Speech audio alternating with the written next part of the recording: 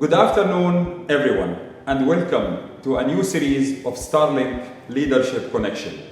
It's my pleasure to be with you today to discuss networking, cybersecurity, and industry trends. And who better can talk about that than Cherif Sleiman from Infoblox. Welcome, Cherif. Thank you, Zaidoun. I'm delighted to be here. Thanks for visiting us today. It's a pleasure to have you. And it was a great, productive day together. A lot of discussions about the coming 5 years, next year, industry trends, and so on. So this takes me to my first question. We've heard a lot of news lately, exciting news actually, about Infoblox, with some massive investments happening from venture capitals like WP. And what does that mean for Infoblox customers, partners, and distributors? Thank you, Zaidoun, for hosting me here, and I'm very delighted to be here. And also, I was very encouraged to hear about StarLink's plans, for the future and how you're really coping, with the industry change. On Infoblox, it has been an exhilarating ride. I've been almost 7 years with Infoblox, and one of the most really critical things that we've seen in the past 5-6 years is the transformation of Infoblox from a networking company into a cybersecurity company. Now, 4 years ago, we've been actually lucky, and I would consider this to be a pivotal moment in the company's history, where Vista, the Cadillac of private equity, has kind of taken on Infoblox and moved us from a public to a private company. Over the past 4 years, Infoblox has obviously demonstrated incredible amount of value creation, which really prompted, the current transaction.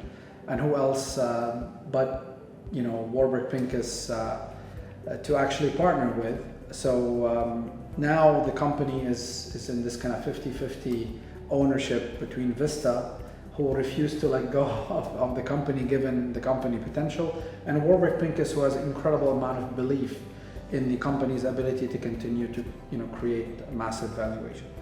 Now, many organizations, including our partners like yourselves, are obviously asking, what does this really mean, and how does it really impact the company, and how does it impact them? Really, when you really take a look at private equity today, you have incredible amount of investments happening in all sorts of technology players.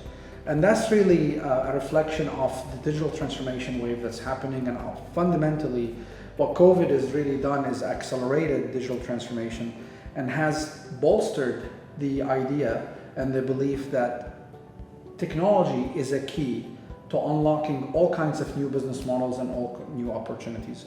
Warburg is a very savvy investor. They looked at Infoblox, and they obviously understand the role Infoblox plays in this industry and in the upcoming trends that fundamentally changing the way we live, play, learn, work, and so on and so forth.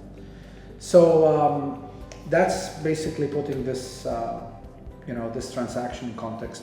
It just makes Infoblox a much stronger player, and obviously, grounds us as a tier 1 global player in this industry. Thank you, Cherif. This takes me actually to my second question, and we cannot have an interview with you without talking technology.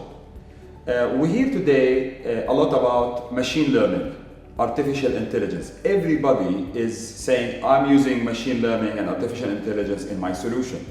And customers are wondering, what is exactly machine learning? What is artificial intelligence? How this is going to help me to run my business moving forward? So how do you see the coming 5 years when it comes to ML and AI, and how that is going to change the way we do things today? This is a very interesting question, and it's probably top of mind for many professionals in the industry.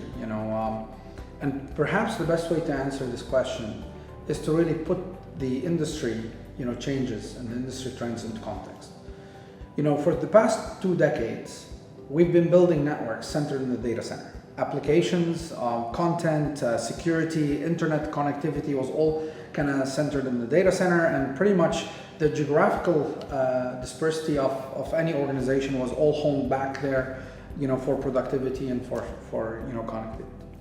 When you really take a look at digital transformation, and obviously digital transformation means different things to different people, but at the end of the day, it's fundamentally, doing things differently through the use of recent technologies. When we take a look at what's happening there, and the name of the game is speed, organizations are flocking to multi-cloud architectures, SaaS and SD-WAN, to fundamentally adopt an internet-centric architecture that provides incredible amount of flexibility.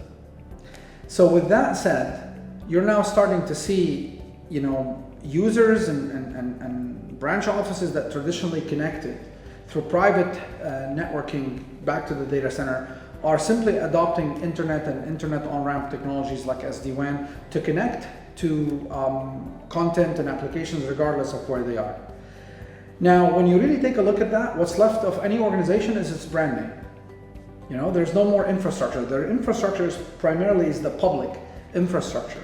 With that obviously comes risk, and comes the incredible amount of complexity of how do you really draw a balance between the speed that's needed to continue to retain your customers, acquire new customers, enter new markets, take cost out of your operation, and the risk that you need to cope with in terms of just connecting and doing business in the heart of the enemy, which is the internet.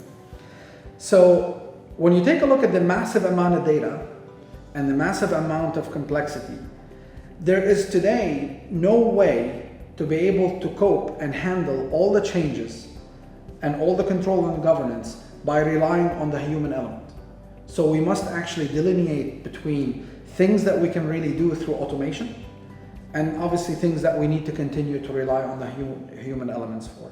Machine learning and AI, they come actually to address much of that disparity between the human capital and the human skill set that's available, and obviously the need for speed. And this is really where we're seeing incredible amount of startups and incredible amount of innovation happen in that space. At the end of the day, machine learning and AI are two different things, but if we were to lump them in the same bracket today, we will absolutely focus on creating cognitive algorithms that can actually detect through patterns and through repetitive elements, ways to be able to be predictable, and obviously when coupled with automation, provides a closed loop feedback to take much of the things, the low level transactions and low level of operations that we used to have to handle directly through human interaction, to relegate that to obviously machine capable actionable intelligence with the precision that's needed. Infoblox spends incredible amount of research and development on machine learning and AI, specifically in the areas of our ecosystem integration, back to the name of speed, to be able to allow organizations much needed actionable intelligence without that human intervention, and also in the area of threat intel and the ability to kind of reduce false positives and be able to really pinpoint wrong things and wrongdoings before they even actually happen and before they even become more mainstream. Historically, we've been talking networking, and then later on we started talking cybersecurity. Today, you cannot split the two. So, what does that mean for Blox One, SASE, and all the solutions you're offering, and how do you see the channel contributing to that integration? Yeah, this is another excellent question, Zaidun, and this is probably top of mind for all organizations, being on the vendor side, partner, as well obviously as organizations. We talked about public domain and organizations just basically embracing more and more public domain. We talked about the name of speed and we talked about risk. At the end of the day, before we used to talk about reliable connectivity. Today, we need to talk about secure, reliable connectivity. You can't really, decouple networking from security. And obviously, when we talk about zero trust networking and SASE, secure access service edge, that's fundamentally, the reality that we live in. I'll give you a quick example. Zaidun walks into, StarLink, and he actually connects to the public access here, and he browses the internet. The minute he wants to access anything that to do with Starlink, regardless of whether it's internal or in some public cloud, he needs to authenticate. We need to decipher who is Zaidun, what machine is he's using, the network he's coming from, what does he want to access, to be able to ascertain a certain level of trust that allows him to access the classified information that he needs to access, or the classified application. How do you really do that And traditionally you've made all these decisions in the data center. If the data center is not playing that role, you need to make these decisions right at the edge, closer to the user. The identity is the user and his location, his device, and many other contexts, including his malware-free condition. And obviously making those decisions is really important. SASE and zero trust networking is that fundamental paradigm shift to secure, reliable connectivity. Infoblox is centered squarely in the middle of all of that, given we're an essential part of that connectivity and actually on-ramping users to the internet and to access corporate resources requires much of that, and much of that needing to happen in a simplified fashion. So when we really take a look at the future, as professionals, we need to embrace cloud native, we need to embrace SaaS-like features, and we need to be able to actually apply that in the context of SASE and CTN.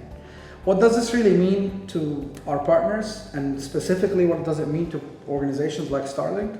In my opinion, and having been your partner here for the past 7 years, you are very uniquely positioned to really thrive in this environment. Why? For 3 reasons. First, it is a very complex environment, and it's a migration from the 20 years that we've been doing security and networking as silos. StarLink has the personnel, the capabilities, and more importantly, the portfolio that can absolutely help organizations evolve. Second of all, when you take a look at StarLink's investments in the services and the consulting practices, that is absolutely needed, because customers, they don't need another product.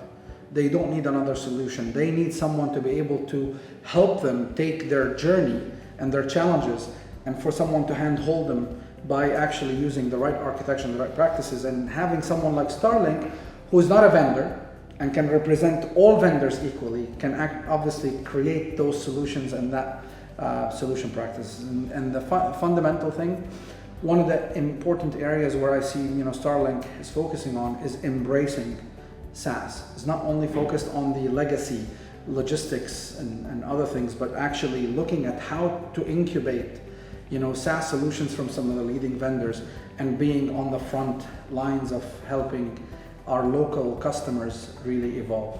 And from that perspective, I think it's a fantastic opportunity. And obviously your heritage and your DNA, it seems like the bigger you get, you don't become a Titanic, you remain agile and you remain humble, and that to me is a really good key cultural value that tells me that you can really thrive in this new change. Thank you very much, Cherif. And indeed, humble actually is a symbol for our culture, our corporate culture.